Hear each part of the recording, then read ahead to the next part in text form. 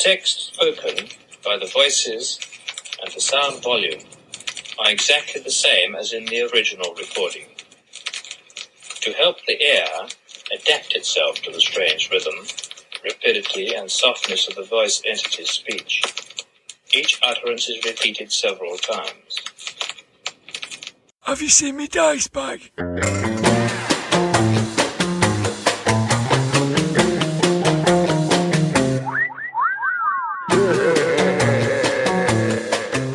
The Grognard Files. Hello, my name is Dirk the Dice, and this is the Grognard Files podcast, where we talk bobbins about tabletop RPGs from back in the day and today. I'm coming live from my den here in the heart of the northwest of England. This is the second part of the two-part grog pods that are all about Scarred for Life, the book series describing how Generation X kids were X-rated consumers of pop culture. This bit contains all the bits that didn't fit in the first bit. It's like another volume, if you like. And there have been 2 volumes of Scarred for Life so far. But there's another on its way, with a particular interest to us here at the Grognard Files, because it covers RPGs. These books are detailed, precise, and a funny chronicle of dark popular culture of the 70s and 80s. I've had a sneak peek preview of the 3rd volume, and it's packed with loads of information and articles that will appeal to the Grog Squad.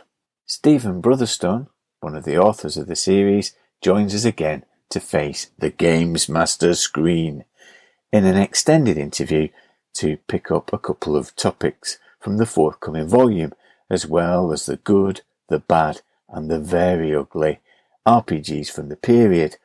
He also gives a great insight into how the comic 2000 AD provided a commentary for the decade. I don't normally need to give content warnings for our happy-go-lucky podcast, but by its nature, Scarred for Life deals with some of the dark and unpleasant areas of popular culture. In our discussion, we look at some of the more controversial games with outrageous quotations that would not get beyond a cursory sensitivity check. As Steve says, it was never a dull moment in the Scarred for Life era. So you might want to bear that in mind as you're playing this around the house or in the car. At the start of this podcast, you heard the recording from a flexi-disc. Remember them? That came free with the Unexplained magazine. Voices from Beyond. Talking of which, Blythy, our resident rules lawyer, super skeptic rationalist, joins me in the room of role-playing rambling as we reminisce over the Unexplained magazine with a critical eye that makes James the Amazing Randy look like Derek Acora. I was ready to do an in-depth examination of his copies of the magazine, but, well, you'll find out what was wrong with them. If I sound like I'm coming from inside an iron lung in this episode, it's because of my hay fever, which has been terrible over the last few weeks. I hope it's not too distracting. Okay, ramblers, let's get rambling. GAMESMASTER screen. Welcome to the GAMESMASTER screen. I've got Ste Brotherstone with me again. Hello, Ste. Hello, Dad. It's lovely to be back.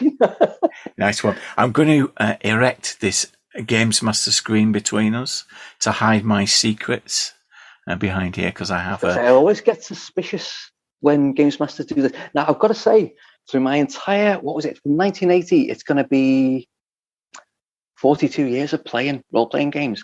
90% of that time, I've been GAMESMASTER because I prefer it, and I do. You do get sneaky. So I know all the tricks. So yeah. I'm getting suspicious of you immediately now that you've erected the screen.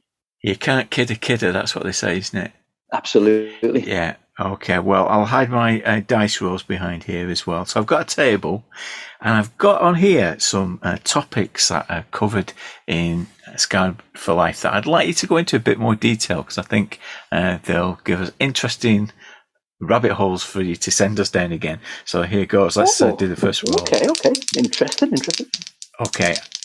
I'm going to roll, and it is a 10. And a 10, it's Phoenix Command. You give this some coverage in the books, don't you? I do. Actually, this is a little sneak peek at Volume 3 with Phoenix Command, because Volume 1's Toys and Games, as you know, if you've read it, it was all those kinds of, we wrote it from the point of view of growing up as little kids. So it's all the kind of kids' board games that we grew up with. But with Volume 3, we're into the 80s now. So me and Dave have written this, Dave Lawrence, my co-author, and we've written it from the point of view of us as teenagers. We're starting to grow up a bit. So this is when, obviously, I'd discovered role-playing games and the grown-up board games. So yeah, we've got Phoenix Command, which was 1986, I'm going to say.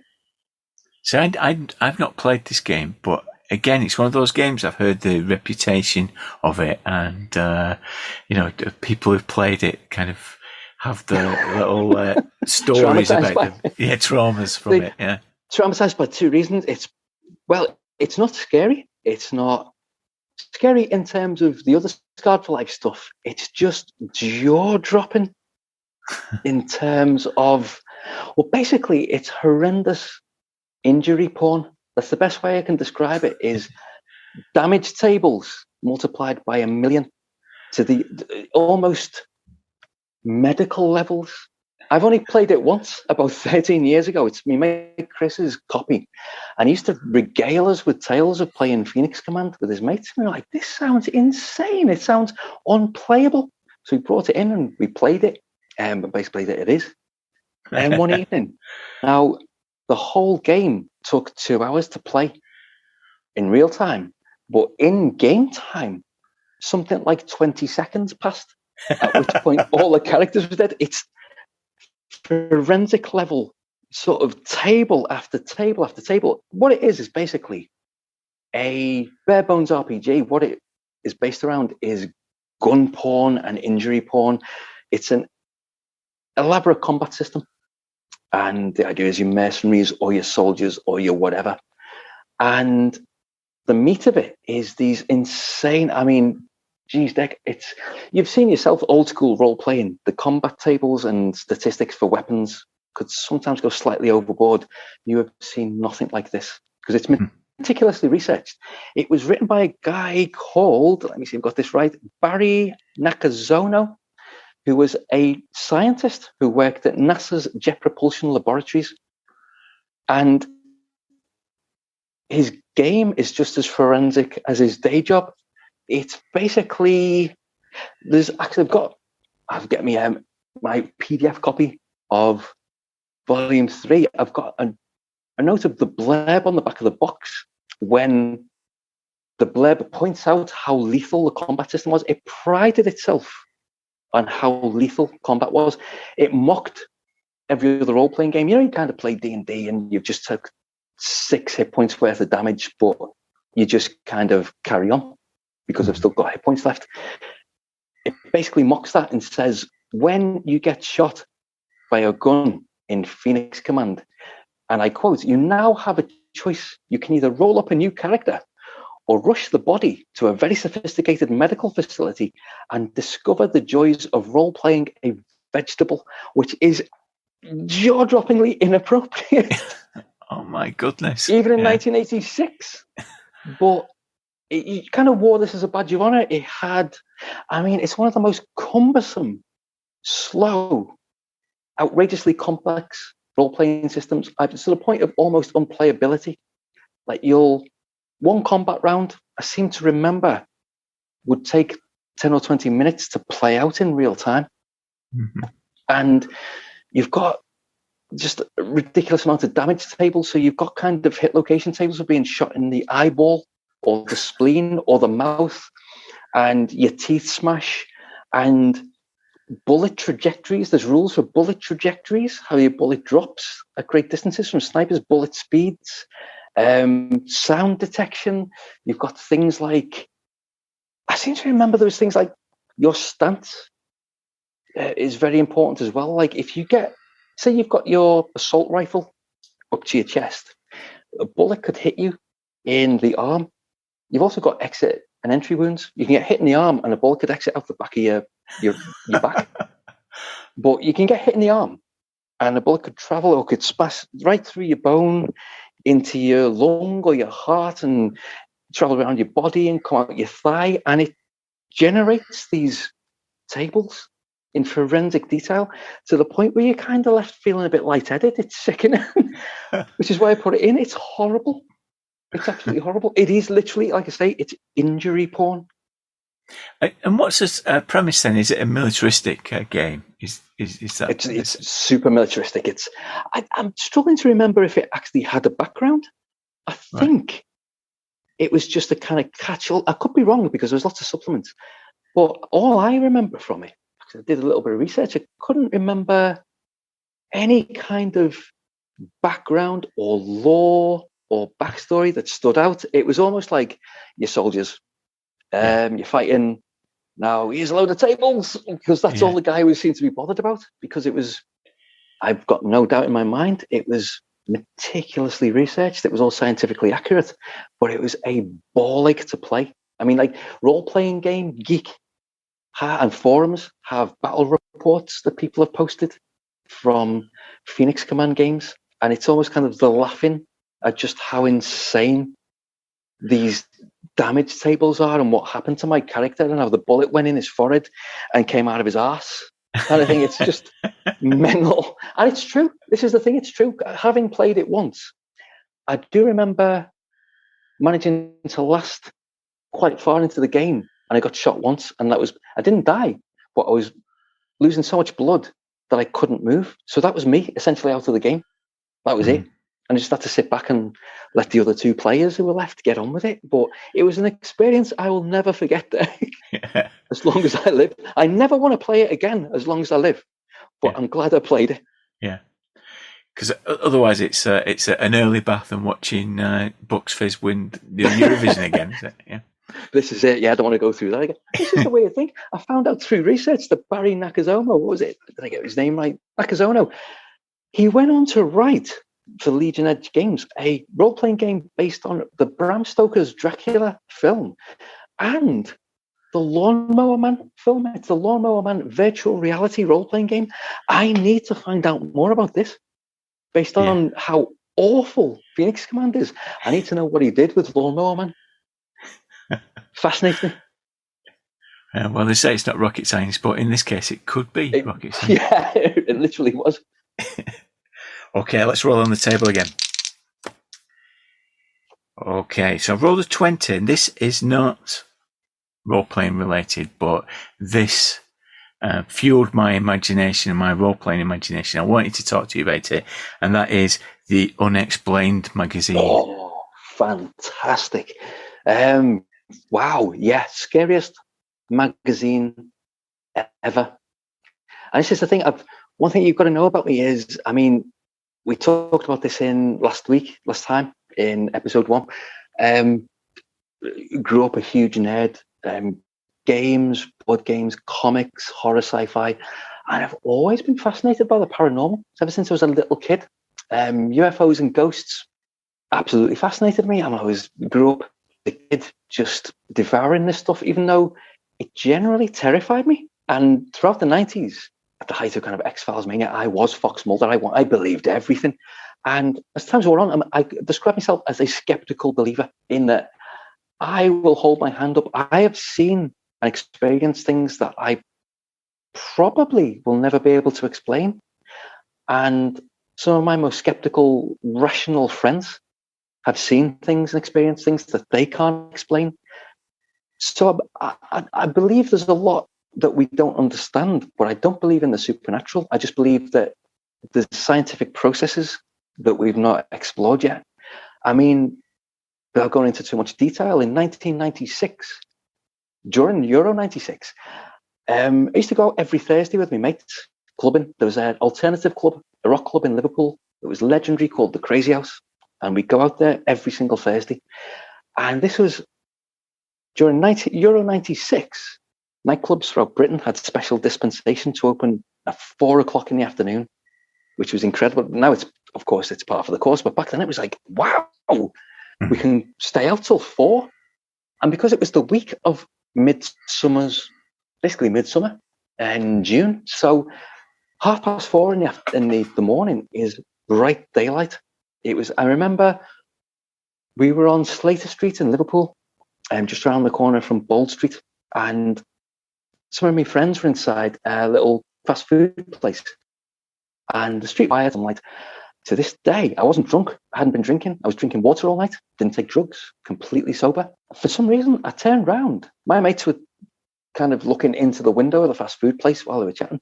I turned around and looked up, and I saw a massive black triangle go overhead over the street silently. Didn't make a sound. Big red circular light in the middle, and little blue lights at each tip. And the thing is, I could have turned around to my mates.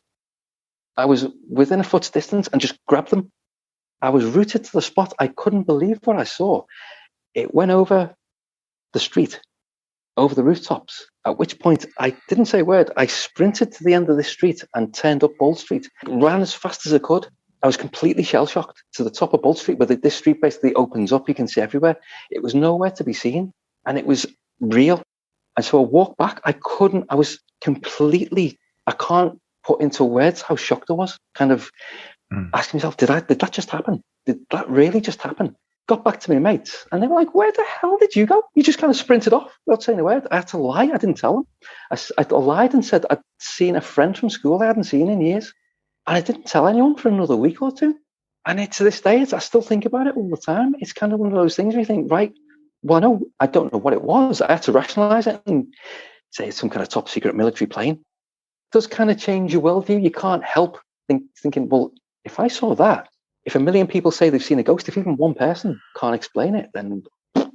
So The Unexplained, when I was 10 years old, obsessed with the paranormal, I was so excited by all the TV adverts. Yeah, it was advertised. Magazine. Yeah. That was every fortnight, and it was going to have ghosts, and it had a UFO on the front, and I I lasted 3 issues and tapped out because it's the most terrifying magazine. I couldn't even look at some of the pages. Now, this was after the Osborne Book of Ghosts was out, which was a book that I didn't own. I couldn't bring myself to own it. It was part of a trilogy of Osborne books. One was UFOs, the other one was monsters, and the third one was ghosts. And I adored UFOs and monsters, beautifully illustrated, beautifully written. And I saw the Osborne Book of Ghosts in the school library, opened it up, and I remember opening it at certain pages with ghost photos, snapped it shut and threw it across the table. I couldn't bring myself to look at it. And I had the same effect with The Unexplained. The weird, crude, coloured pencil drawings of aliens and UFOs, the creepy photographs of ghosts, and in issue 1, the spontaneous human combustion photographs. That was the end for me. I just about managed to get through issue 2, and I would literally prise open each page inch by inch, just in case it was a scary one, and kind of slowly open it. It just petrified me. Then, stupidly, with issue 1, I put the free flexi-disc on my dad's record player. Got about 5 minutes in and tore it off. The electronic voice phenomena flexi-disc. Everything about that magazine was utterly petrifying. Yeah. And it was the case, wasn't it, that it was heavily advertised because it was one of these that was you could build up into collectible parts, and yes, send away for binders.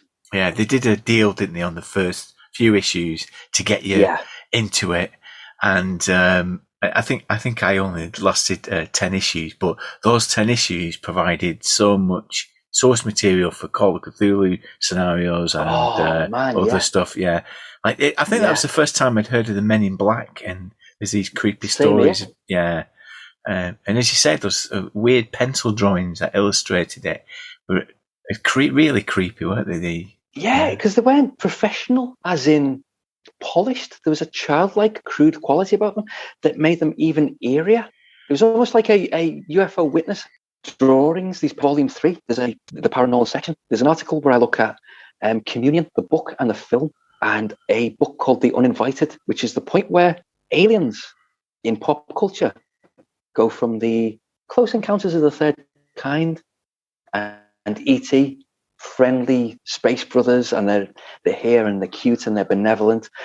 With Communion and this book, The Uninvited, they're home invaders. They're terrifying. They're horror icons. And I had that same effect with the Unexplained.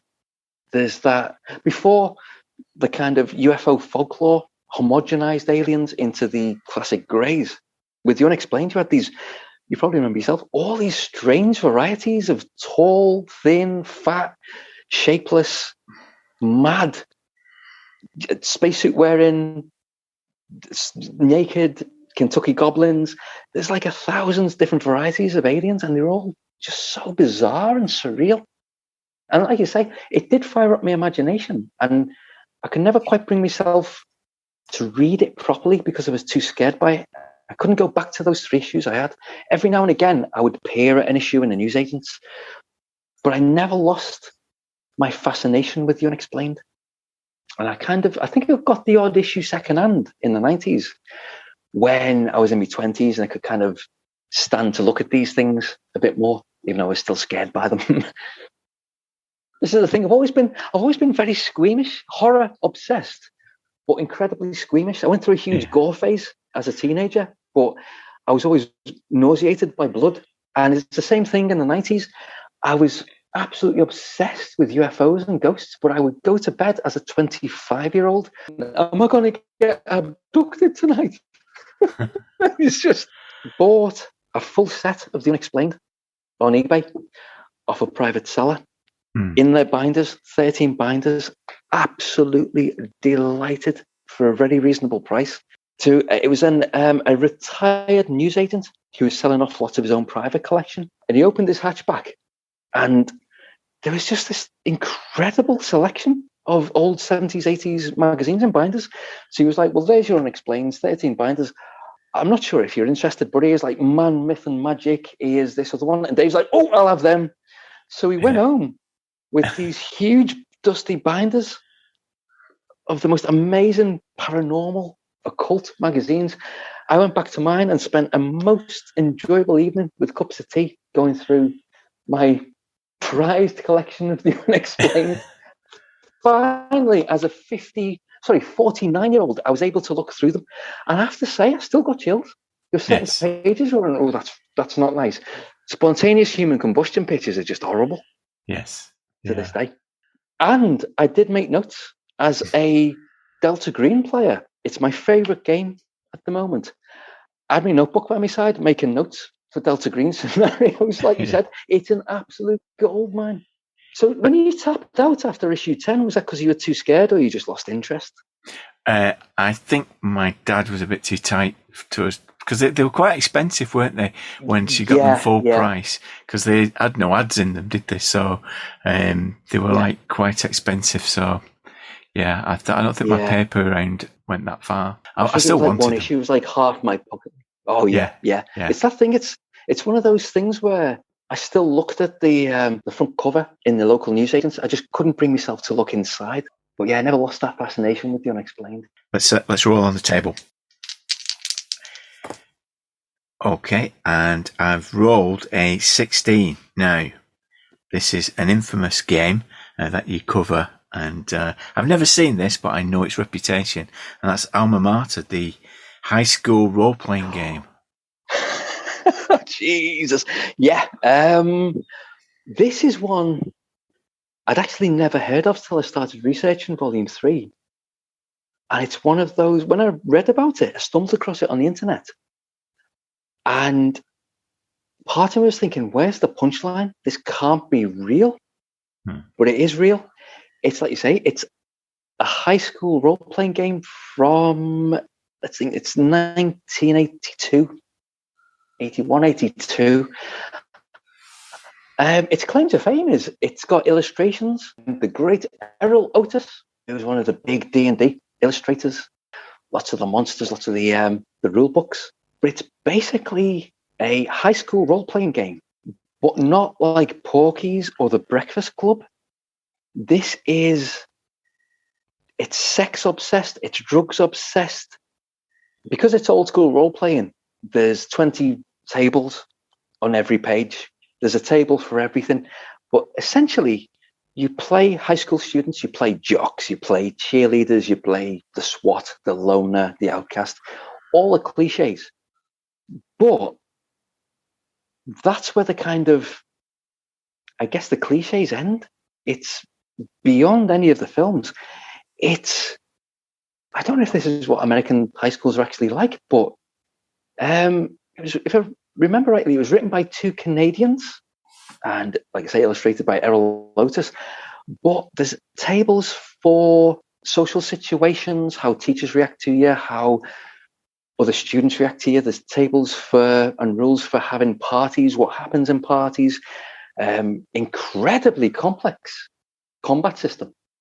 But then we get into rules and tables for dancing, as in what happens when you dance with a girl or dance with a boy, flirting, dating, going steady, and then you've got rules for seduction and having sex in granular detail, which leads to the rules and tables for pregnancy and falling in love. And it doesn't shy away from any of these things. It's like rules for contraception. And I quote, this is the seduction rules. If 2 characters wish to have sex, a seduction roll is not necessary, but both must roll against charisma -1. Your appearances and your constitution is +3, then marijuana has this effect on you. But it reduces love and sex to these cold, quite unpleasant, and very greasy mechanics. There's another quote here, which is appalling. It says, note that it is almost impossible to seduce a character who is actively resisting. But if your character does, it is called rape. I mean, come on. Oh my goodness. Yeah, it's. I mean, it doesn't stop there. Some of the illustrations are just kind of X-rated. There's on the page with the seduction and sex rules, there's a Errol Otis illustration of 2 teenagers making out on a sofa, and the lad is cupping the girl's breast. He's got one of her breasts out of her top, and she's unzipped his jeans, and she's got her hands inside them. But it's a really grotesque, ugly picture. Everything about this game is ugly. Kids getting off with each other, and the jocks and the thugs, and I was going to say borderline, but it's not. It's actual racist depictions of people of color as well. It's just a jaw-dropping game. I've not seen this game, and I've heard it mentioned on one of my favourite podcasts, Save for Half, and Dave talked about it in a similar tone that you have, because there are a growth of these teen games that are quite popular now, like Monster Hearts and East Texas High. But since Buffy the Vampire Slayer, there's been an explosion of setting in here. But where's this pitch? What's the idea? Is it meant to be? Where's the fun in it? Who's it meant for? It's just the weirdest thing. I thought that myself, because it doesn't seem pitched to teenagers. And you're right, the new wave of the post-Buffy teenage games are fun and inclusive and diverse, and it's pitched at kind of the emotional side, the new wave of games. It's about having fun in school, and there's drama, fun drama, and it's emotional drama, and it's about having fun.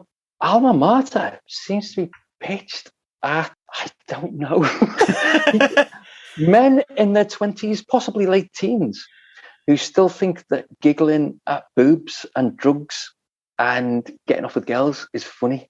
It's got to be. The thing is, there's actually some really nice ideas in there. There's some nice structural ideas.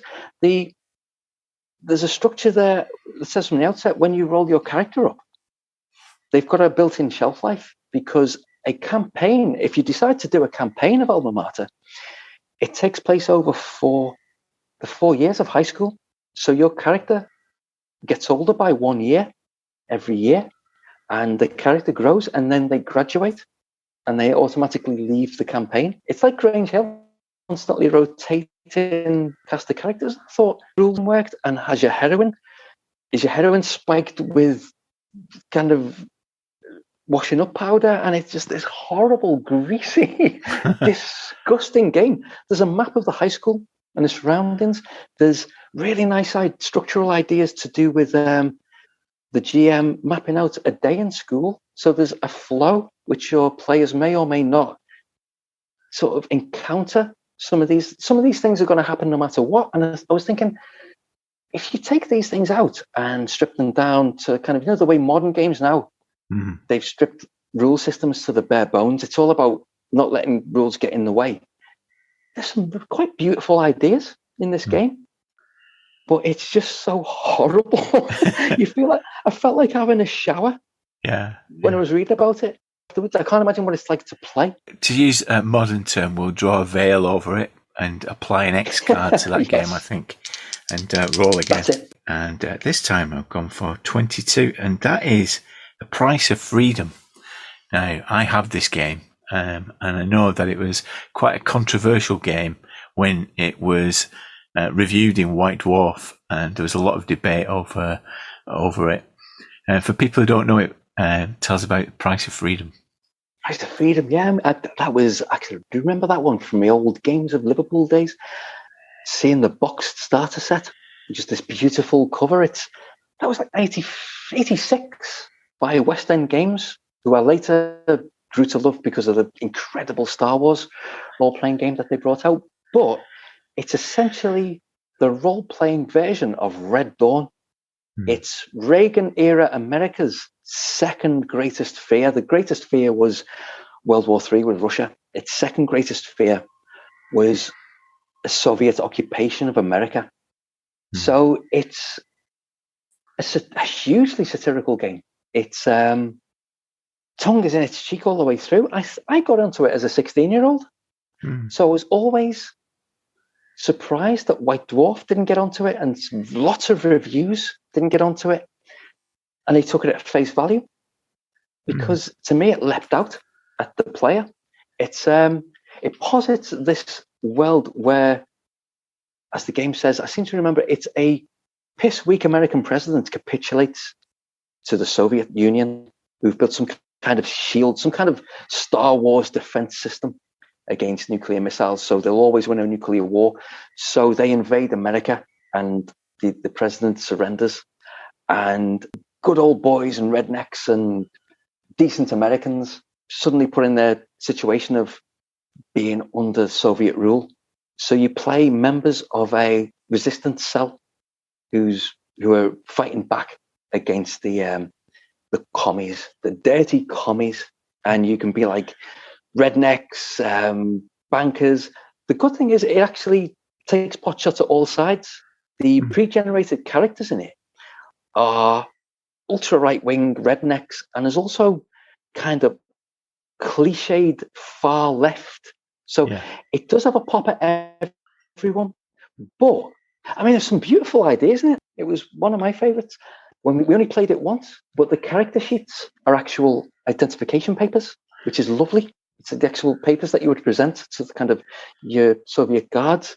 I think White Dwarf, whoever, they like the game, but it left a bad taste in the mouth because they completely took it on face value and saw it as this incredibly right-wing, almost fascistic, jingoistic, smash the commies, wish fulfillment game. Whereas even me and my mates, as 16-year-olds in school, thought it was hilarious. And when I wrote about it in volume 3, it turns out that Greg Kostakayan, who's a bit of a legendary games designer, he ended up being a bit kind of embarrassed by the game. Well, there's 2 French reviews just laid into Price of Freedom because they didn't get it either. I mean, but they really didn't get it. They thought it was disgusting. It was 2 of the most scathing reviews I think he'd ever had. And then a Finnish reviewer, I think she was a games designer and a journalist and a TV presenter called, I'm going to absolutely massacre her name now. I think her name was Johanna Peterson. Interviewed Greg Kostakayan and took him to task over Price of Freedom. And he kind of, I won't say he buckled, but I think by this point he'd kind of had enough of the criticism. And he said, yeah, I feel a bit embarrassed by the whole thing. She said to him, she posited that it was a conservative game designed by a non-conservative designer who wanted to sell games to conservatives, which it wasn't. It was as we've just been talking about, it's a satirical piss take of conservative ultra Reagan values written by a liberal for liberal players who got the joke. Yeah. But it does seem that a lot of people didn't get the joke. Great game. Yeah. Great game. But a problematic game for a lot of people. Yeah. I played a game at Grog Meet, and we played the characters from Breakfast Club. I was Judge Nelson's character. And it's quite detailed in its mechanics, isn't it? It is quite a militaristic mechanical game, but there is that sense that it is satirical, and it probably got developed further with paranoia. You could see the basis of paranoia in there. Yeah, which he went on to design. I mean, that was great game. That was in your face. That was almost like a Mega City 1 type thing. But I think that's the thing. There was a thing in Price of Freedom, though. There's an actual, I think it was a page or a section that was a note to liberal readers, which essentially explained the joke to liberal players. In case you don't get the joke, I'm going to explain it to you. And yet, they didn't. They still saw it as this disgusting, ultra right-wing wish fulfillment game system. Fascinating. I don't know if that would happen now. Because like I say, it's one thing for us to say this in hindsight, even though I got the joke back then. But we were mired in Reaganomics and Reagan-era politics and the Cold War. The commies were the bad guys, all the films, all the baddies in movies, Rambo films. The Soviet Union were the bad guys. Yeah. And that's the way it was. So I kind of see why, up to a point, why people just didn't get it. Yeah. Maybe it was too subtle. I think too subtle, and I think games of this era, they were trying to push into different areas, and they didn't always strike the right balance tonally. So you see that with Alma Mater, and we can see it with this to some extent. It's not very clear what the purpose of the game is. They're like reaching out, and they probably produced quite quickly. Not enough idea of having a consistent pitch and mood and sensibility about it. I've got no doubt that Greg Costigayan knew what he was doing, and he got the joke. But I think that's the problem. He got the joke. Yeah. So he just carried on. Like you said, these games were, I wouldn't say churned out, but there was certainly a production line. Whereas now you'll find a lot of role-playing games will be supported, but you'll get 2 or 3 supplements or campaign books a year. I mean, you remember back then, your listeners will remember, it was incredible. You'd get a game that was it would have 2 supplements or an adventure every month. Yeah. And it was a proper conveyor belt. So I think it was that kind of like, right, we've done Price of Freedom. Greg, we've got the Star Wars license. We've got to do Star Wars next year. Yeah. So it was like, so there wasn't time to playtest properly. So like you say, do the sensitivity reading. It was just like, right, finished, out. Yeah. So it must have come as quite the shock to get so many scathing reviews. Yeah. But it's like you say, it was that period. It was Alma Mater. I think they knew what they were doing there. But there's a lot of games like that where they kind of... do you remember the Teenage Mutant Ninja Turtles role-playing game by Palladium? Yeah, yeah. Do you remember the sexual deviancy tables? That's going to be in Volume 3. They did a table of sexual... I mean, it specifically said when you roll up your character, there's a chance they could have a sexual deviancy, homosexuality, being into BDSM, a sadist, a masochist, which you're like, this is a game about kung fu badges and... Why is this here? Why is homosexuality a deviancy in like 1987 or whatever it was?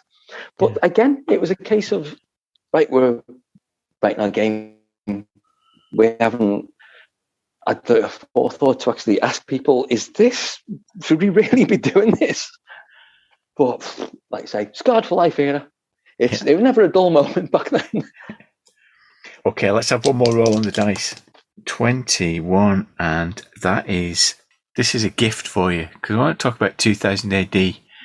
because on our podcast we've said that that's one of the foundational publications of our lives. It was at the centre, the core of our imaginations back then, and you give it some brilliant coverage in the books and in the forthcoming book. So just tell us what 2000 AD meant for you.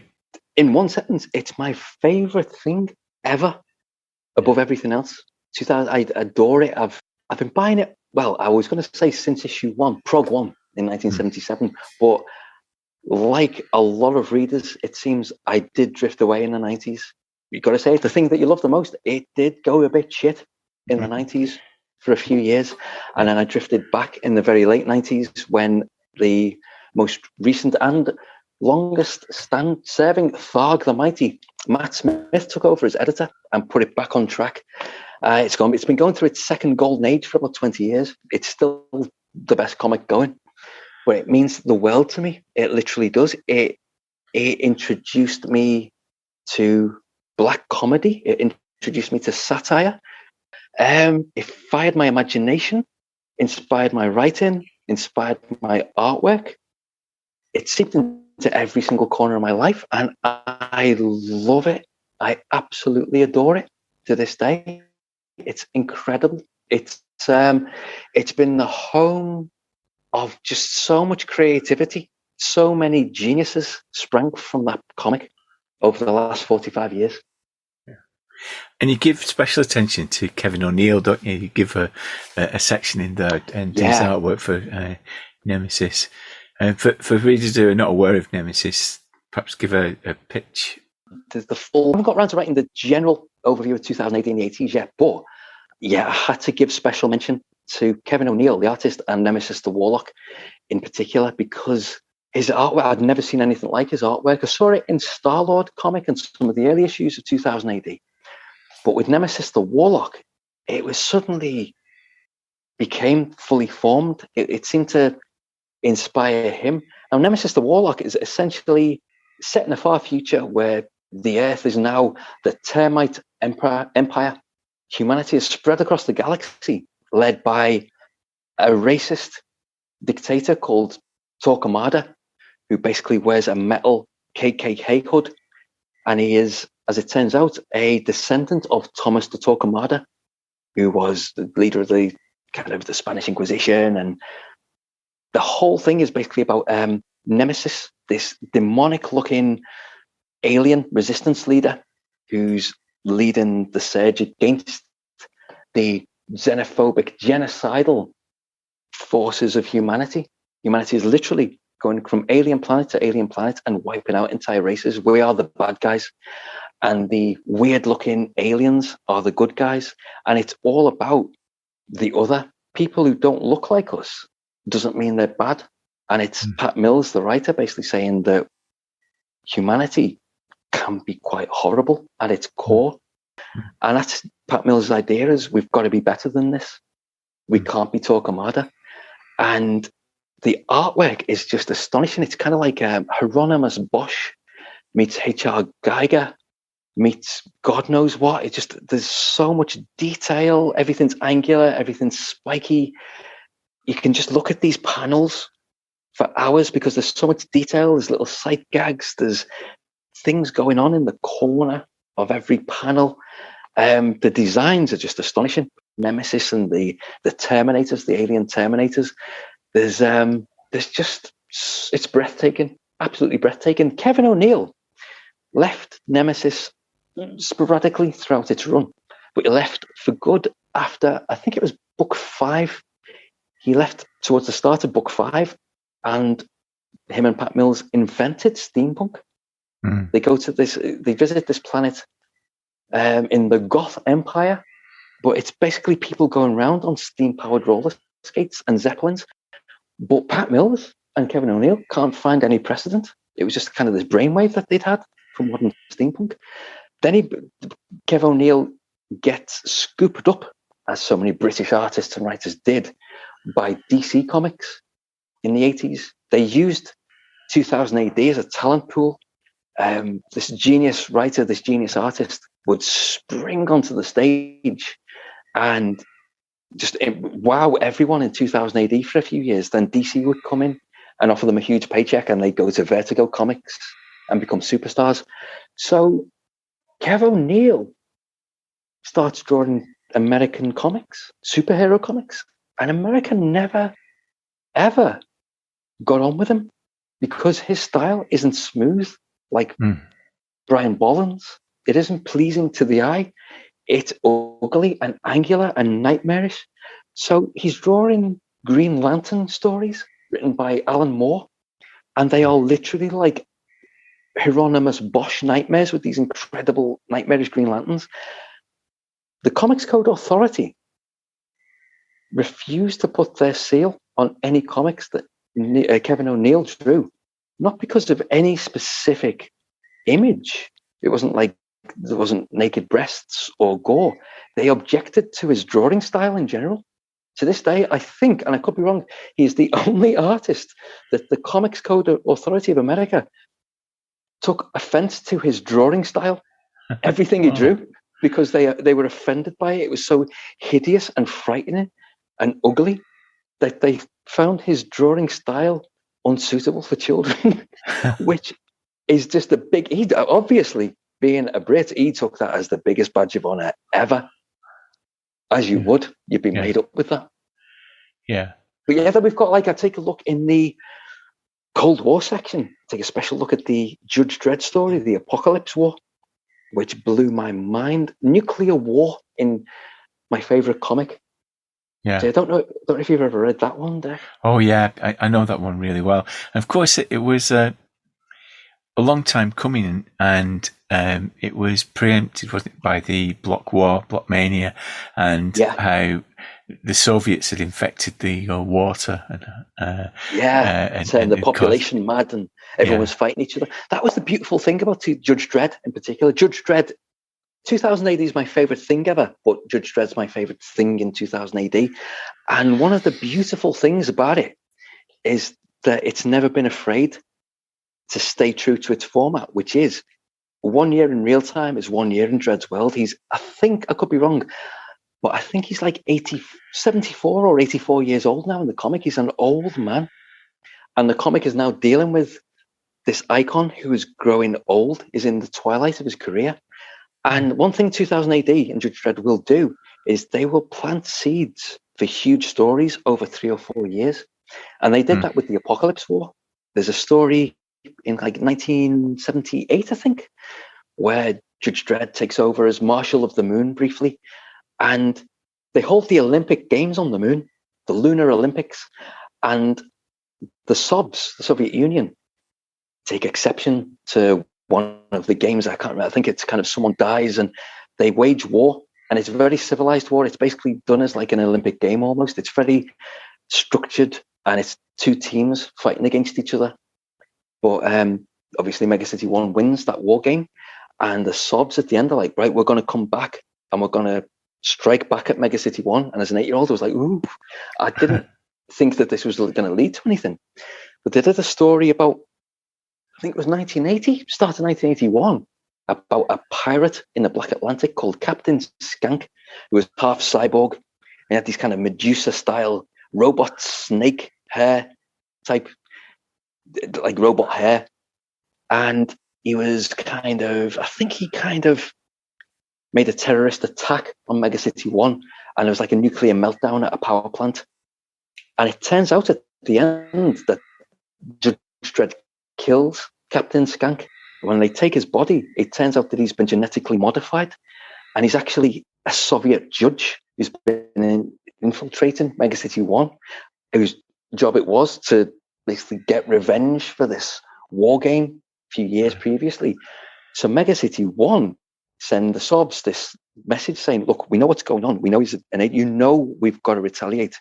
And the SOBs like, right, okay, one bomb. So Mega City 1 sends one nuclear missile and basically destroys one sector of East Meg 1.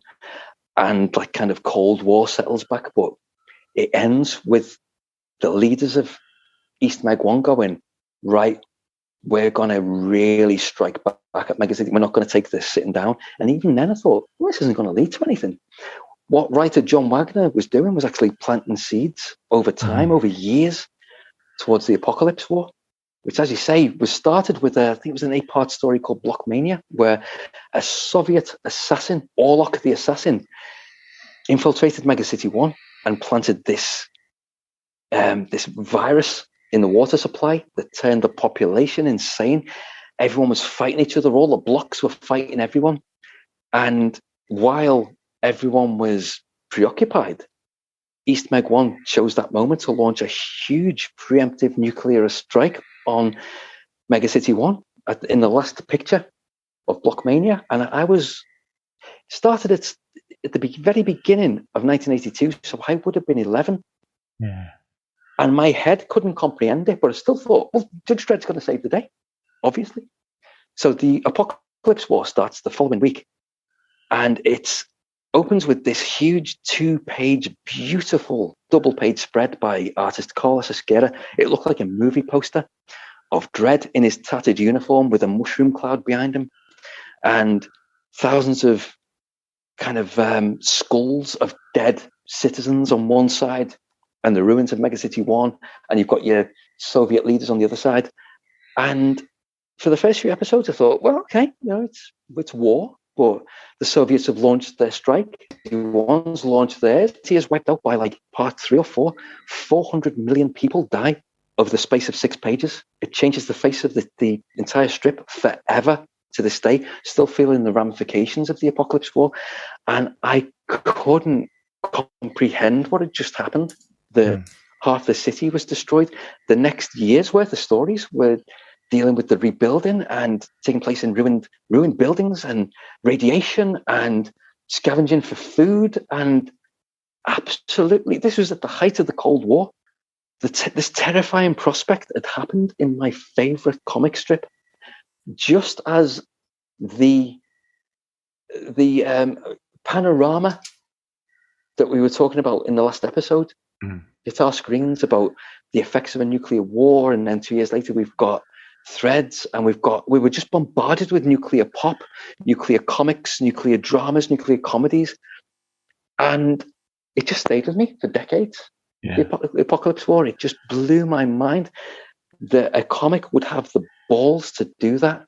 Not only that, but at the end of the story, Judge Dredd takes a small crack team of judges into Megacity 1 and infiltrates a nuclear bunker. By this point, we start to become used to the idea that Judge Dredd is a fascist, that he's an anti-hero, that he's just as likely to be the bad guy arresting decent people as he is to save the day.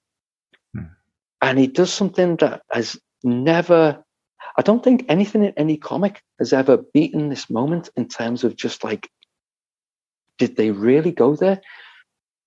You've got this Soviet technician pleading with Judge Dredd, please don't do this. You're going to kill millions of my people, men, women, and babies. Please don't do this. And Judge Dredd says, request denied, and presses the button and launches a strike against East Meg 1 and wipes out the entire country. He is, to this day, they still do stories about it, that he is the biggest mass murderer in history. And he's had that on his conscience. And he's at ease with that. It's not something he's ever grappled with. There's an legendary Irish comic writer, Garth Ennis, who wrote Preacher and loads of like the big adult comics, but he wrote Judge Dredd for a time in the 90s. And he always said that's Judge Dredd's superpower, is his conviction. He always does what he believes to be the right thing. He doesn't hesitate. He presses the button and destroys a city. 40 years on, the strip is still dealing with the ramifications. We've just finished last week, 2 weeks ago, a 40th anniversary Apocalypse War strip. They did a flashback to the Apocalypse War. 10 years ago, they did a 30th anniversary strip where the Soviets finally got their grand revenge.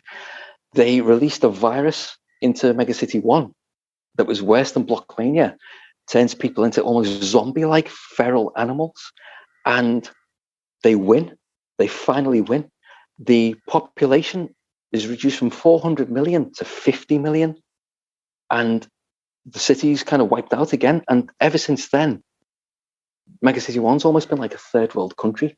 It's kind of having to beg for help from the rest of the world. And John Wagner, the writer, actually said, he put it into the strip. Judge Dredd says to Chief Judge Hershey at the time, says, we've got to get used to the idea that the Mega City 1, as we know it, is gone forever. And it's gone forever. There's no going back. You can split the entire story in two. Pre-Day of Chaos in 2012 and post-Day of Chaos. And that's the thing I love about it. It's the fact that it's not Marvel and DC. It doesn't press the reset button. They'll kill off big characters and just go, it's all right. We'll just create another amazing character. Yeah. Whereas Marvel and DC, as much as I love them, are petrified to make the big changes. Well, huge population-destroying viruses and the threat of nuclear war. Thank goodness that's all in the past. And Scarred for Life we can put behind us and just enjoy your 3 books. And just before you leave, Steve, tell us how people can get hold of Scarred for Life. At the moment, it's on sale solely through lulu.com, a self-publishing website called lulu.com. If you search for Scarred for Life on lulu.com, you will find us. We're one of the first search results on, obviously, printed copies and ebooks. Apart from that, we've got our Twitter feed, Scarred for Life 2, and we've got our Facebook page run by the delightful Dave Lawrence. So you can find us there doing daily updates and tweets every day and posts.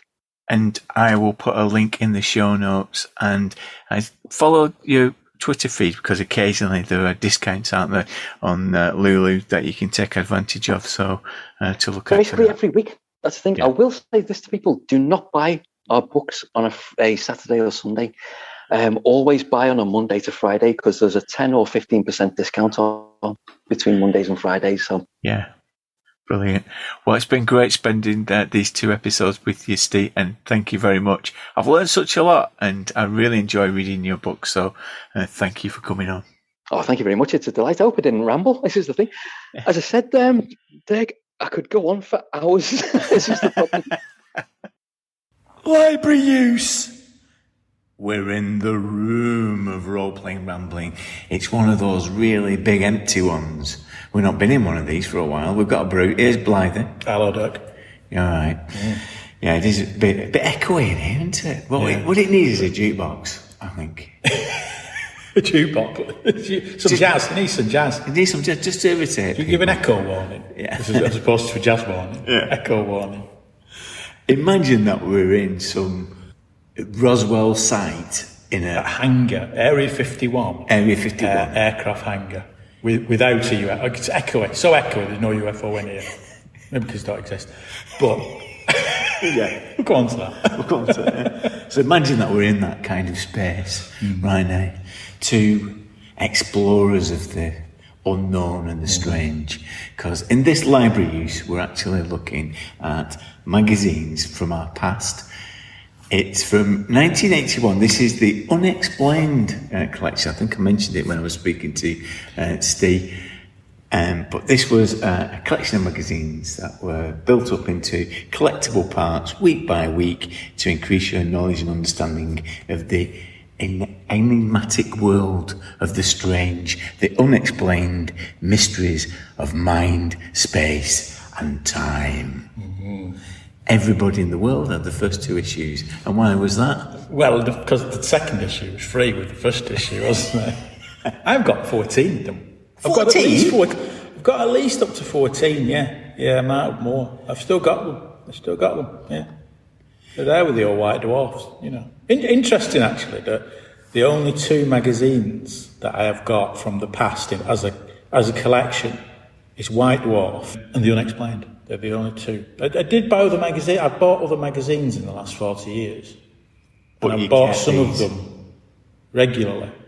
But it's interesting that 2 magazines I've still got the collection of. I don't know why I can understand with White Dwarf. I don't know why I kept this. I don't know why. So you were only 100 issues short of a full collection you could have had. Were there 100? Yeah, well, 115, I think. 115? Were there? I think so. I think the last one was an index. But they built up, and you're supposed to get 4 leather bindings. Yeah, you for could them. buy leather binders, couldn't you, for it? Yeah, you can get them on eBay, full collection, and they're not expensive. Can't imagine why. Well, I didn't think there were that many. I didn't think there were that many. I thought it might have fizzled out after issue 14. Well, so my collection does. You must have had a binder because one came free with issue 7. Oh, I've not got a binder now. Yeah. No. I think the idea is that the first 10 would have some kind of gift with them. Yeah. To build up a momentum. Build momentum so you felt like you couldn't live without it. Yeah. Because these came free with Xena cards. Yeah, I think issue 3, I've still got the Xena cards. Have you? I have, yeah. It came, issue 3 or 4 came with Xena cards. So you could test, whether you could read minds. They're uncut. They're not cut. I've not cut them out. So it tells you something about the scepticism that was beginning to develop, even after issue 3. So you'll never know whether you have the... and it's too late now, isn't it? If it's like Traveller, it's too late now. We're too old, aren't we? We roll 2d6 and subtract our terms in local government. There'd be nothing left. Spent forces. We could have been telekinetic marvels, couldn't we? Yeah. Empaths, but we're not. We're not now. I used Xena cards as the initiative device in Cyworld. So when I did a convention game, the players were dealt out the Xena cards face down, and if they successfully predicted the shape, they had advantage in the initiative and got a bonus. Yeah. And that no one displayed any psychic powers. There were a couple of people who really had psychic powers. Yeah. There you go. Cyworld, as you know, is a bit of an obsession of mine. Fantasy Games Unlimited game about psychic powers emerging in teenagers, etc. I think it gives you a clue to why this was around at the same time, because there was a lot of popularity for this kind of stuff, the strange phenomena around 1981, because I think the same year Arthur C. Clarke's Mysterious World came out. Yeah, it was an odd time, wasn't it? Particularly the 70s, I mean, wasn't it the Chariot of the Gods by that Von Dakin fella? I think that was published in the late 68, 69, something like that. And it was almost like that triggered something in the 1970s, which culminated in magazines like this and Arthur C. Clarke's Mysterious World. There was this... I mean, I know you can look up the internet and find anything, I know that, but it seemed at the time there was this kind of strange peak of interest in this sort of thing. See, I think, particularly when I look back at Cyworld and some of the stories that we're going to cover in here, there was also like a nostalgia for the 50s in the early 80s. And a lot of some of these stories emerged in the 50s and early 60s.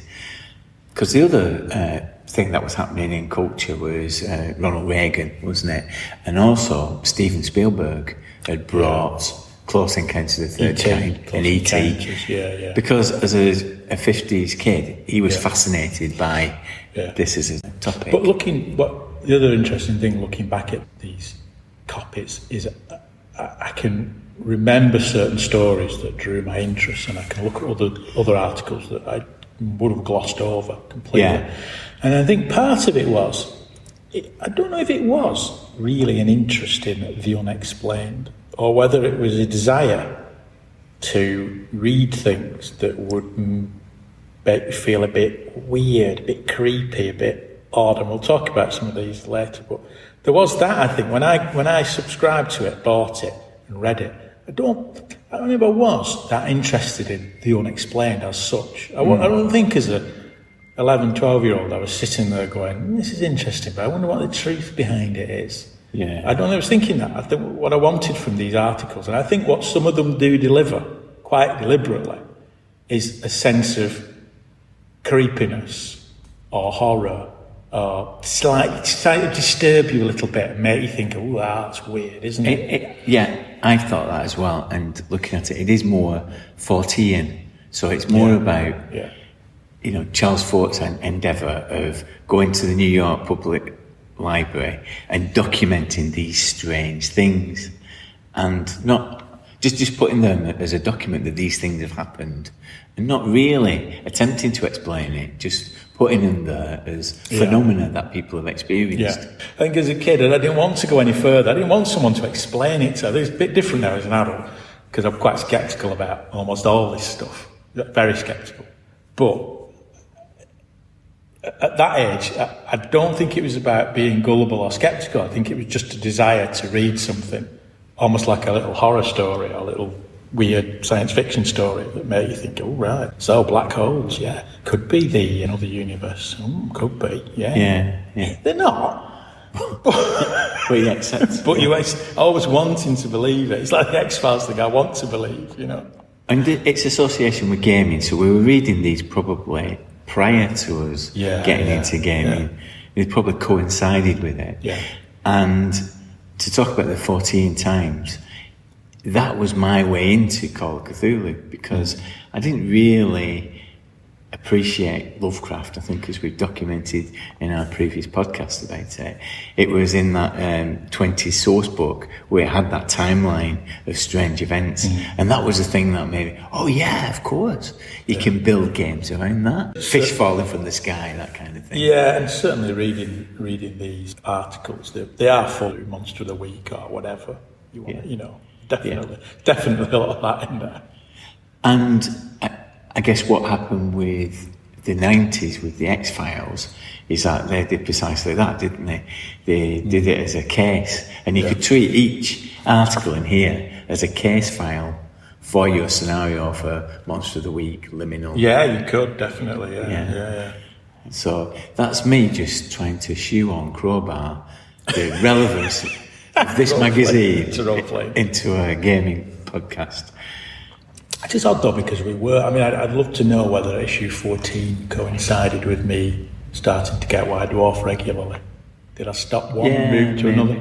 Because it was definitely a fixation we had with this kind of stuff just prior to role-playing. Role-playing took over, and did it fill the same need or the same gap? I don't know. It seems very different, playing RuneQuest and reading about ESP or spontaneous human combustion. Seems very different things.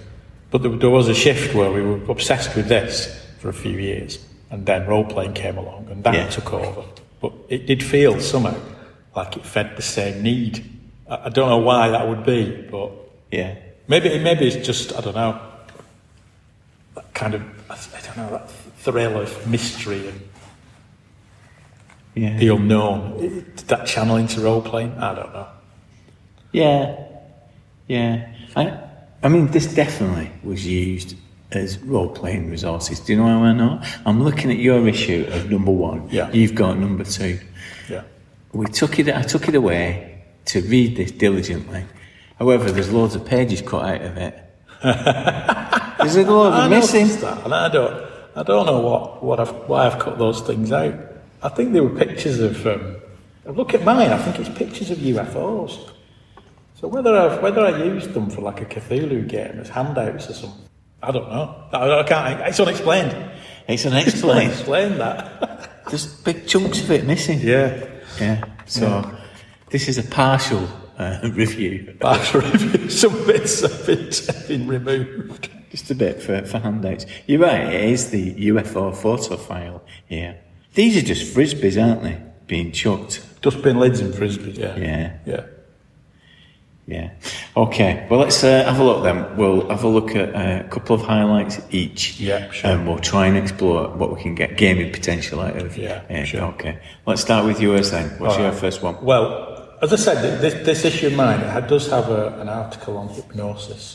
They are more circumspect because hypnosis must be a more common experience that people might have had. Yeah. So they're a bit more careful about that kind of thing. But there's an article on spontaneous human combustion, which deserves some comment. It's not the article I'd pick to build a scenario around, although I think you could, but I do think it deserves some comment, because we did become mildly obsessed with spontaneous human combustion, didn't we, as children? We did, I think and in a way, that the article on it is a perfect example of what this magazine is all about, because it's kind of ridiculous. You don't ever see people bursting into flames in the middle of the street. They're like old fella walking his dog.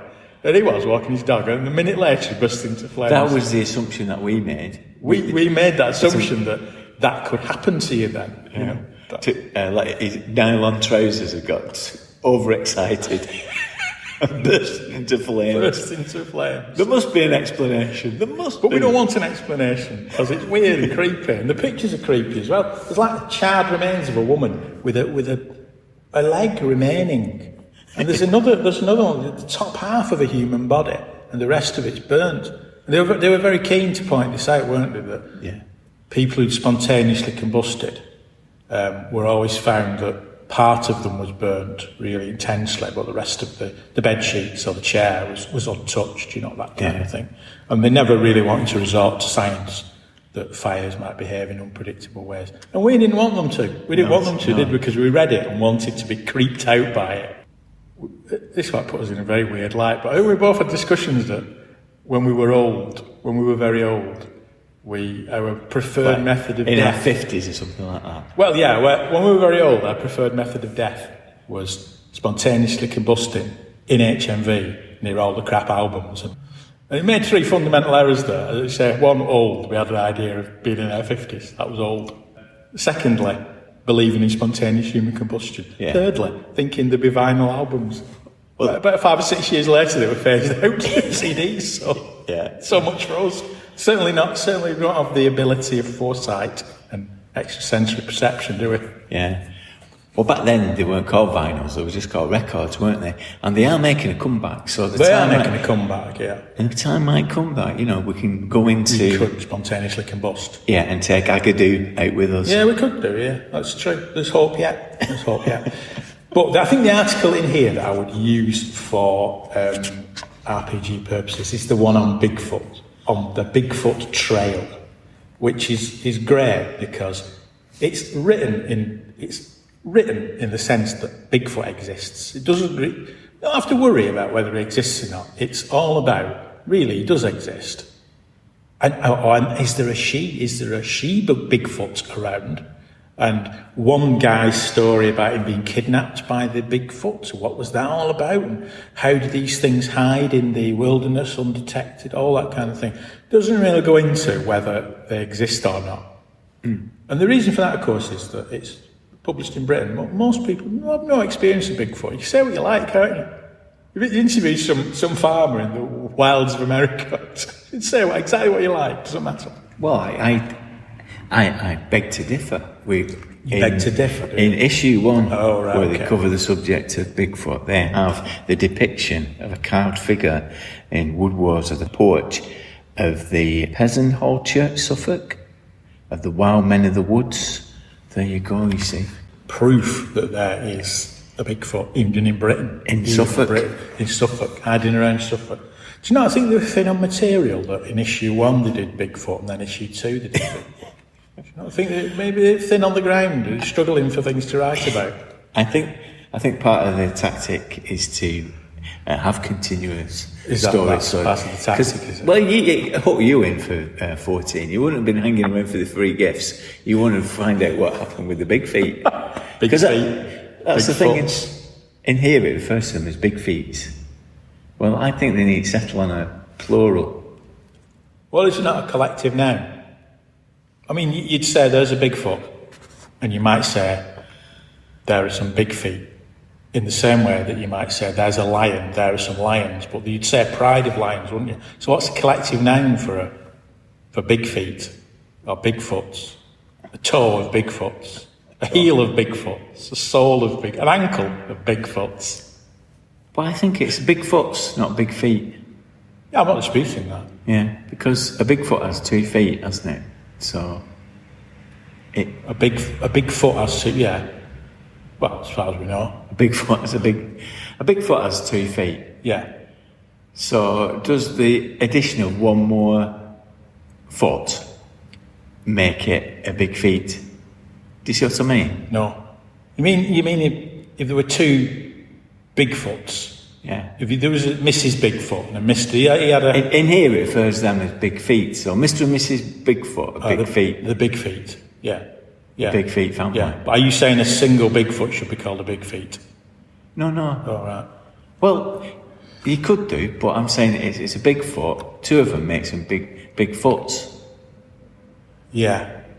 But then what I'm saying is, the collective. What's the collective name? Like lions, pride of lions, a murder of crows, etc. An ankle of Bigfoots, big feet. This is one for our Australian listeners. Okay, this is in Queensland, 1978. We heard a grunting sound and thought it was a pig was loose, and he went into the forest. Then something made me look up, and there, about 12 feet high, 3.7 metres for the Europeans, in front of me was this big black hairy man thing.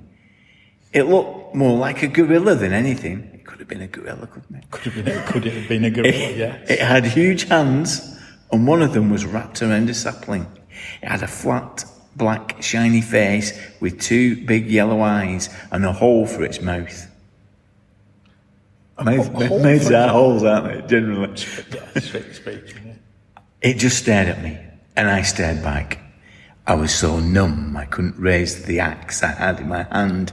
We seemed to stand there, staring at each other for about 10 minutes before it gave off a foul smell that made me vomit. Poor thing. Probably more frightened of you than you are of it. And then I made off sideways and disappeared. So this thing stood there looking at it for 10 minutes, farted, and then ran off. Well, that's what's funny about the article. Could have been a gorilla. I don't know gorillas in Australia, but or do they? I don't think they do. But even if they don't, it's someone who's kept a gorilla as a pet, illegal pet, that it's escaped. More plausible than it being some caveman type monster roaming the land. If we're to believe the witness testimony in the first place. Indeed, yeah, that's true. Yeah, people make things up. Yeah. But going back to role playing, crowbarring role playing into this conversation. On the trail of Bigfoot, it is great in a way, because if you wanted to do a Cthulhu thing about Bigfoot, or you wanted to do Monster of the Week or something like that, it does, like you say, it does give you like a case file. It almost gives you NPCs, there's all these tales of various people in the mountains and that kind of thing. And you think, that's brilliant, really. You could construct a scenario out of it quite easily and use all the real people that are quoted as NPCs and build something out of it. It's like a ready-made source book of sorts, isn't it? It doesn't give you a scenario, but it does give you lots of names and incidents and things like that you can build a scenario around very, very easily. And the transcripts of these witness statements could just be used as handouts, couldn't you? You could just copy them straight. Cut them out, like as someone has. Me. So in issue 1, they went big on the UFO. Obviously eye-catching, got a generic appeal, hasn't it? Everybody loves the UFO paradox. So what the paradox is that it's a physical, so a mental thing. What do you mean? Well, I think what they're saying is it a psychic occurrence? Is it something that manifests itself in the imagination or mentally projected? Oh, yeah. Oh, I see, right, yeah. Or does it have some physical... You've imagined a flying saucer. Yes. Or there is a flying saucer. Yeah. Or dustbin lid. Or frisbee. Yeah. And so it takes as its anchor piece, to give it some credibility, this astronomer, Dr. J. Allen Hynek, who is well known because he produced the Blue Book, and it's the Blue Book that you get the categories of alien encounter. So that's where Close Encounter of the Third Kind came from. And it does these, it sets out the different levels and categories of encounter, and then gives you a case book with some hand-drawn, coloured-in pencil drawings of people's witness statements. And I love this one here. So this encounter that took place in New Mexico in 1964, and it's a famous one where it took place in Socorro, New Mexico, and this guy, this policeman, because obviously that gives it credibility, a cop, and this NPC, patrolman Lonnie Zamora, was out one night, and he saw this contraption, this cylinder. Oh yeah, I can remember this one. Yeah, on a tripod with a strange symbol on it. Now, he says it's a strange symbol, but to me, it just says this way up, doesn't it? It's just an arrow pointing upwards. It's a package someone had dumped there. It's this way up, fragile. What are the aliens trying to tell us?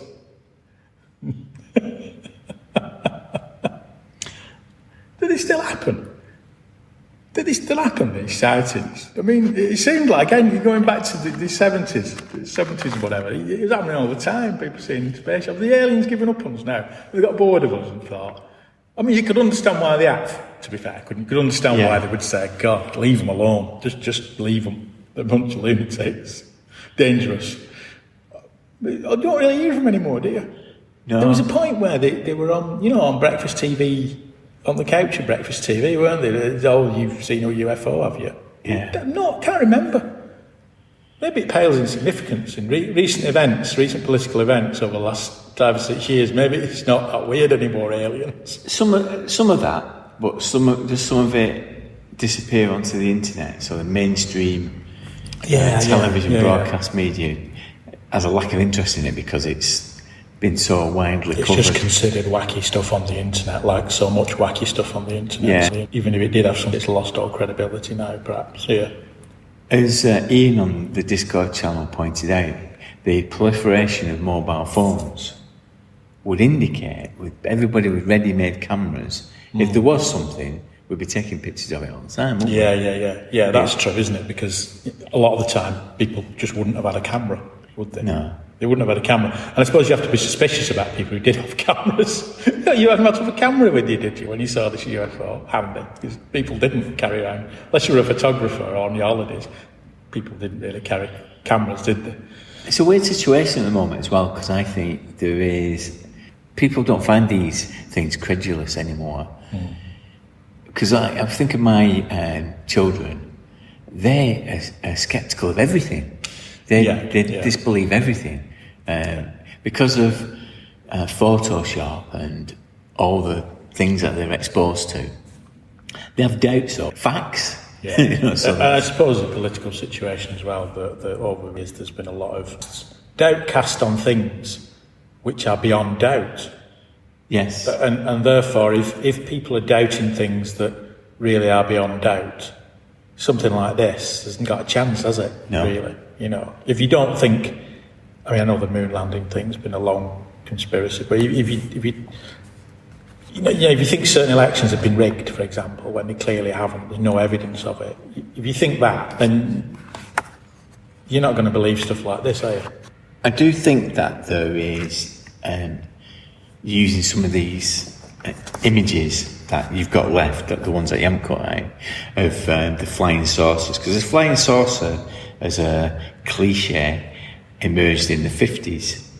That's when they were first reported sightings. So you can certainly have a Monster of the Week or a case file for your Delta Green, Follow Delta Green game using these photographs, because they look frankly ridiculous, don't they? They look like a light fitting that's been thrown from a distance. Are you suggesting it could be a light fitting thrown from a distance? I'm not suggesting that at all. But you could certainly use those as handouts. And as I say, some of these witness statements, and it has the map of the environment. You could actually pull this out and use it. There's a photograph here that you can barely discern where one of the tripod feet, but it just looks like a pile of rocks, doesn't it? Yeah.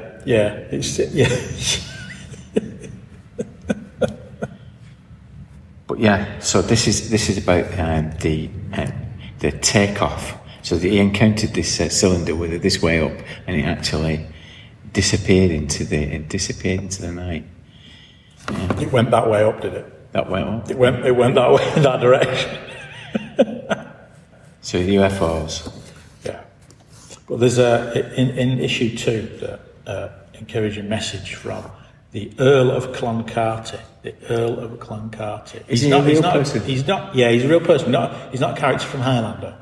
He is a real person, apparently, and he was the president of the International UFO Organisation, which we call Contact.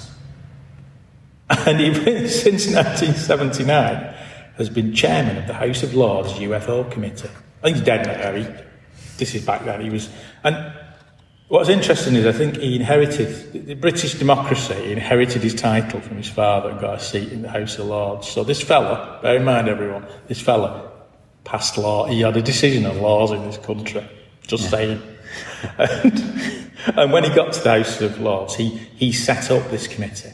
So he set up a committee looking at UFOs. But in this message to the readers of the Unexplained, he says, you know, there are these paranormal abilities like telepathy, telekinesis, clairvoyance, spiritual healing, astral travel. And it's his firm conviction that a few thousand years ago, it was normal for every human being to be able to use these abilities. That's his view.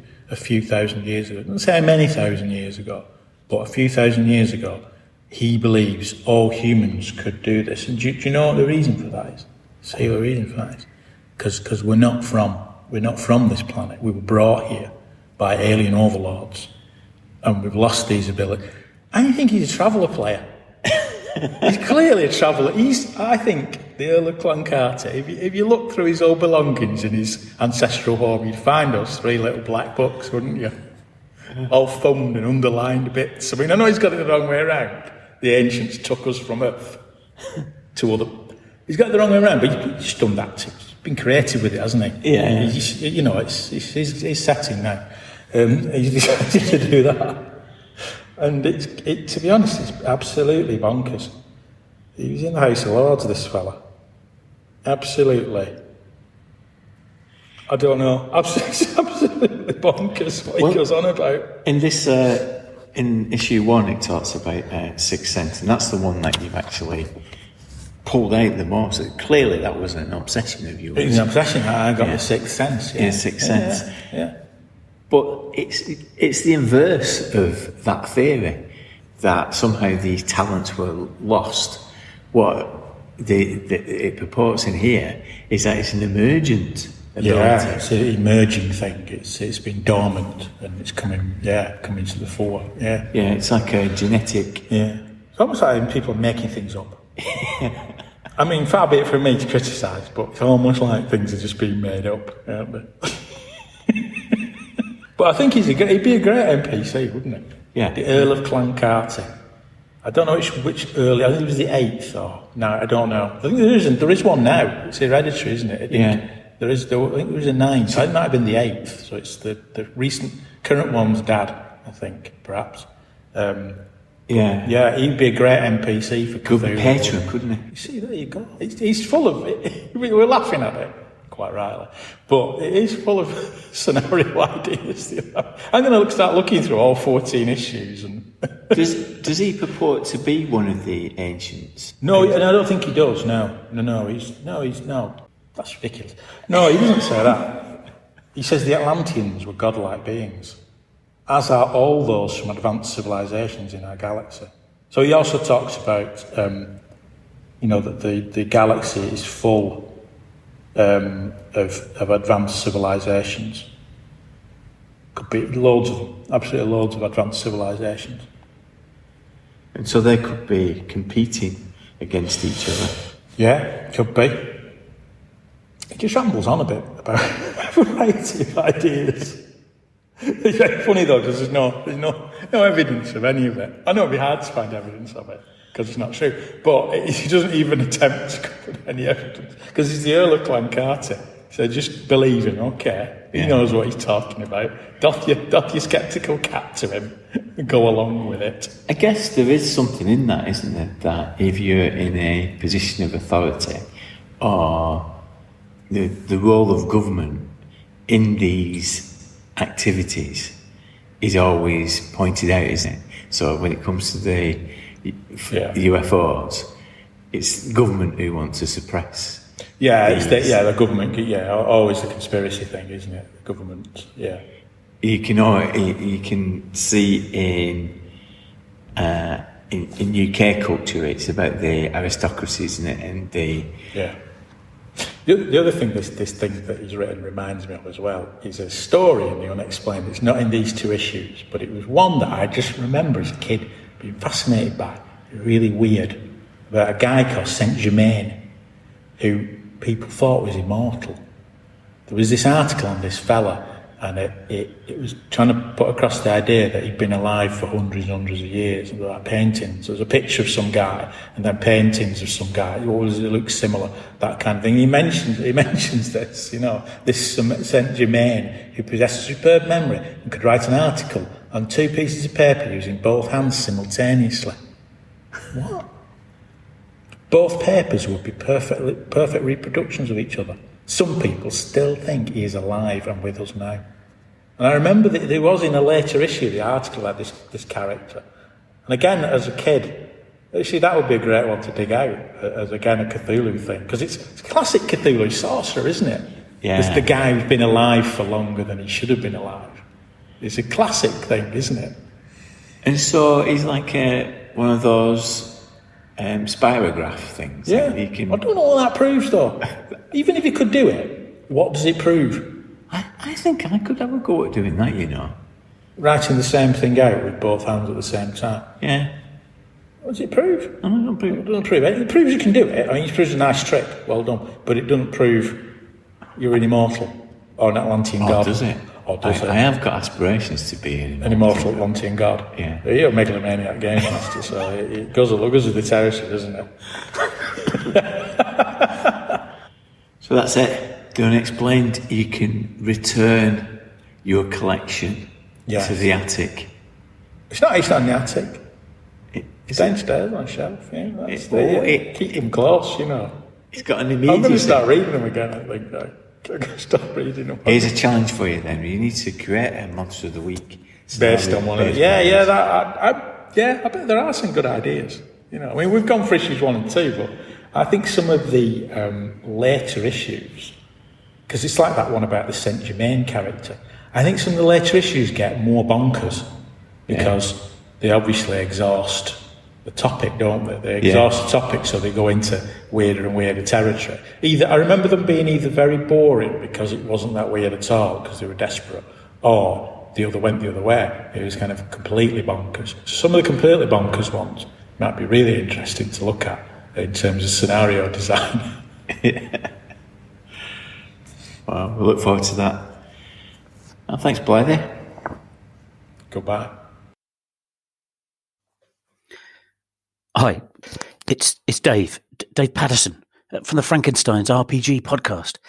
Listen, you asked me to try and say a few words about the pod, for which, thank you, really grateful.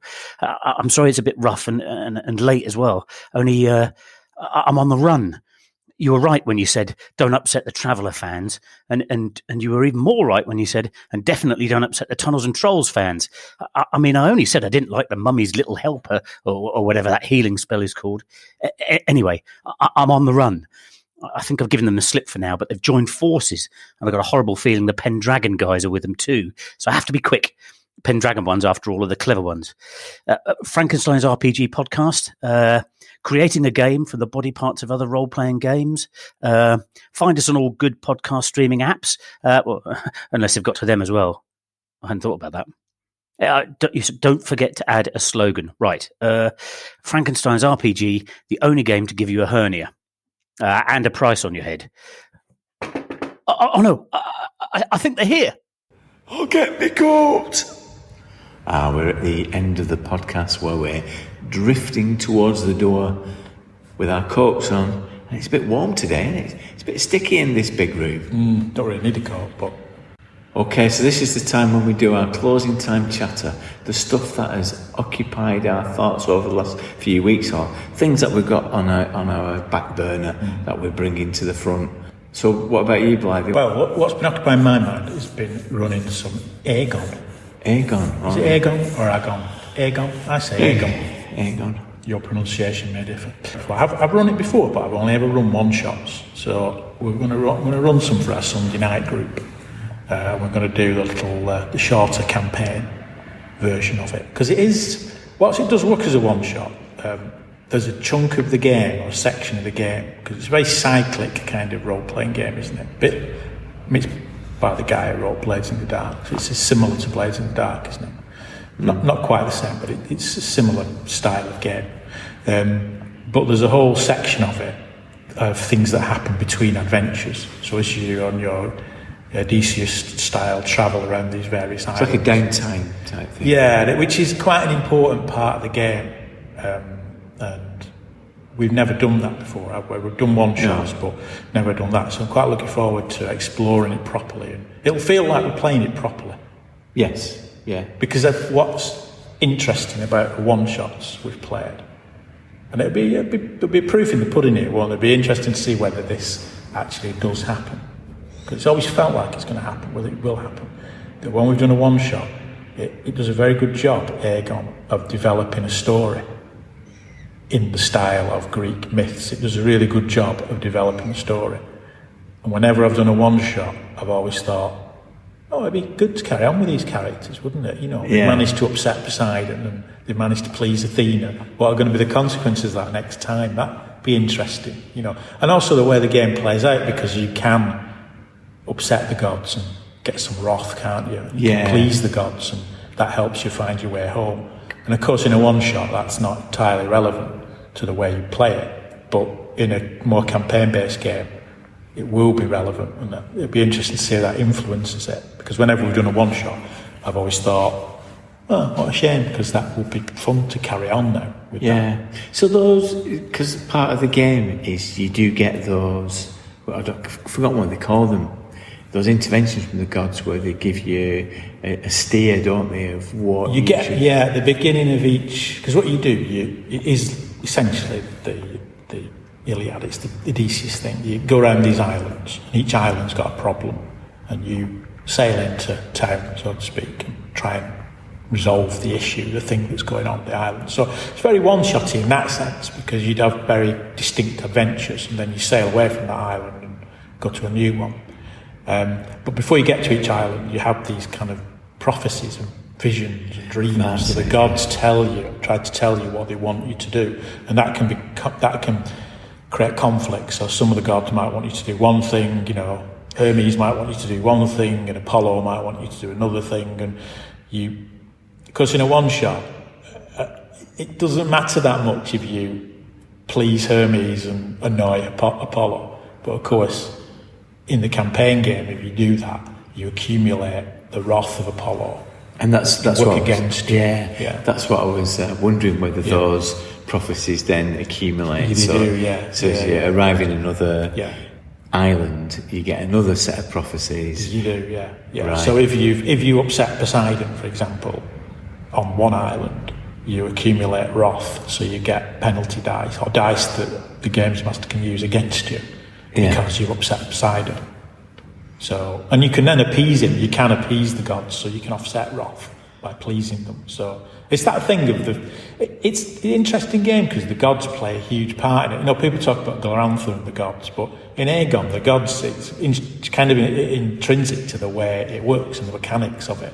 Yeah, it's funny you should mention Glorantha, because when I played it, I just thought this is ripe for a Glorantha hack, because you could definitely just substitute the gods. And it does talk about it in the rules. It bases it on Greek myth, but it does say in the rules, as a section at the back of the rules, that says, you can use other gods. You could do it as Vikings and have the Viking gods. You can do that. So you could do it. You could play it. You could use Aegon to play in Glorantha. Yeah. And set up the Gloranthan gods. Yeah, you could do Because that. I was thinking of the scenario that we're playing in RuneQuest, which we're about 4 sessions in now, and that's a migration, isn't it, through Prax? Yeah. And episodic in the same way. You could set it up the next season. That these are the prophecies of the gods, and it would work really well. And I'd say of all the role-playing games I've played that involve the gods, I'd say Aegon's the best one. It does, does build it in a very clever way, where it does feel significant. In that way of, Jason and the Argonauts, little chessboard, the gods moving people around and all that sort of stuff. It does give that. There's a strong element of that to it, I think. The clever aspect of it is that it has their involvement, but the agency remains with the players, doesn't it? Yeah, they just influence it, don't they? So the gods, it's kind of dice pool type game. So the wrath of the gods will add dice to the GAMESMASTER's pool, and it's called the Strife player. And your divine favour, you can add dice to your pool to use the gods, and that kind of thing. And then by pleasing the gods, you get more points of divine favour for next time, that kind of thing. So the gods can't stop you doing anything, which is part of the fun, of course, isn't it? Because Greek myths like that, isn't it? The idea of hubris, isn't it? Hubris, where you are going to do something to upset the gods and suffer the consequences, that kind of thing. I'm looking forward to it. It's an interesting game, I suppose, that although we've said you could go around the hack of it, it's a very, very different game to a lot of role-playing games, I would say. The way it works is very broad brush narrative stuff, isn't it, where the dice rolls. But that's what appeals to me when I think of RuneQuest, because that on the one hand is doing very broad brush ideas, but then getting very granular at particular points.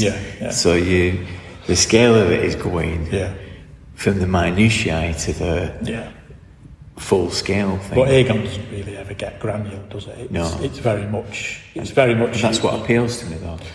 Just to me. And when it didn't at first. When I first read the rules, I thought, well, I'm not so sure. But whenever I've played it, it's worked really well. But it does have a broad brush approach of, if you try and sneak into the palace, you're going to make some rolls, and if you fail, you're going to be captured and put in the dungeons, and the next scene's going to be in the dungeons. It doesn't go into, you've been captured, you've been spotted by a guard, can I fight the guard? Or that. No.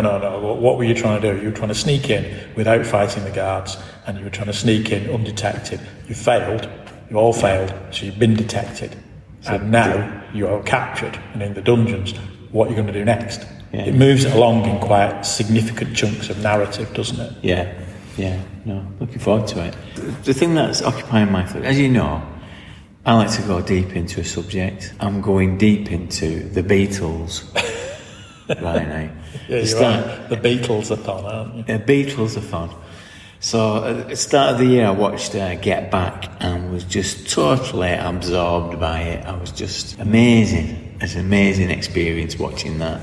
Just a month in the life of the Beatles and reframing and reappraising that period of their time. So that coincided with me looking at all the books I've got on the Beatles and realising that I've got them but I've not read them, or I've not read them for a long time. So I set myself a reading challenge of reading one book about the Beatles every month, and I've been doing that. Some of the classics like Hunter Davis's biography and some of the more obscure ones. I recommend 1, 2, 3, 4 by Craig Brown. Superb.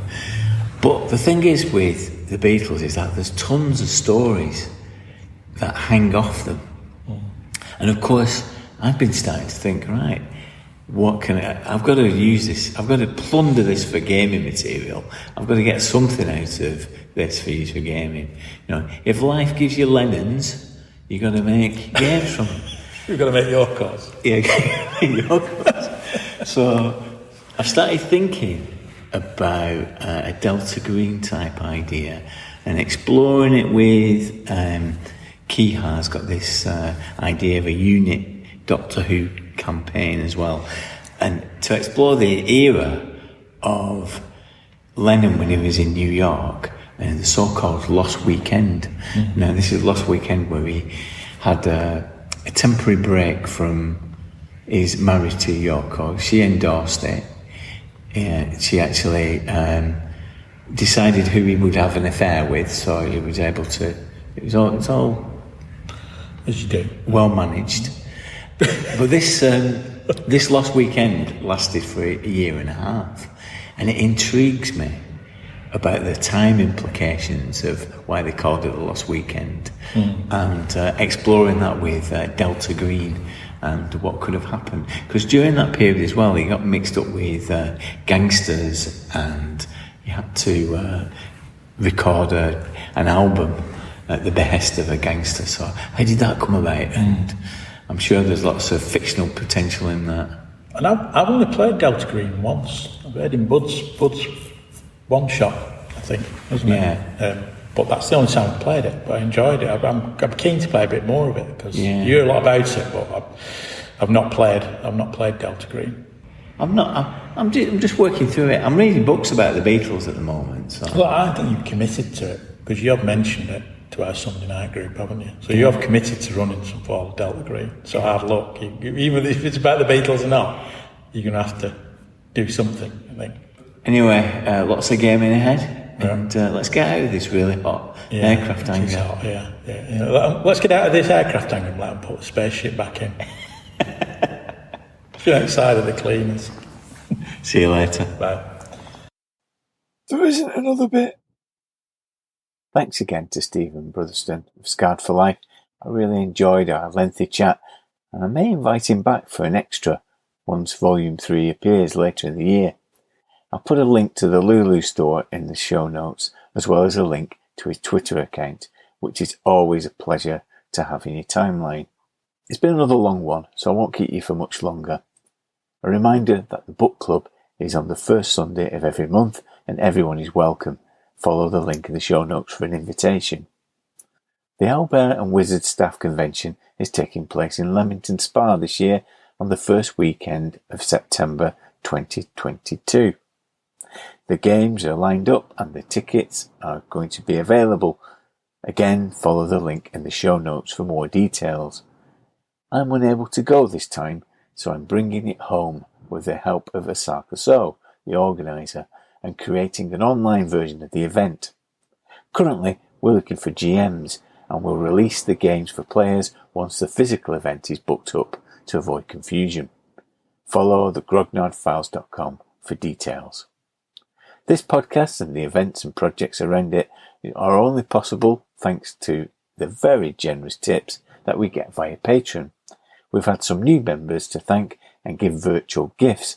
However, I'll do it next time when we have a bit more space and some more random tables to choose from. It's been long promised that we would do it, but next time we finally go savage. Give yourself a Benny because it's all going to explode. Until next time, adios amigos.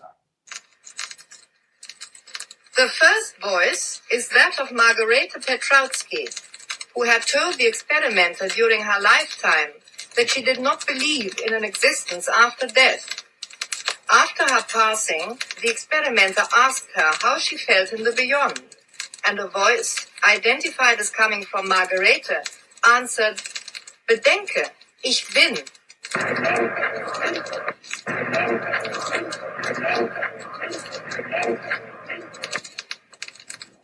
German, imagine, I am. Again we hear Margareta Petrowski's voice, this time calling her former employer, Dr. Zenta Maurina,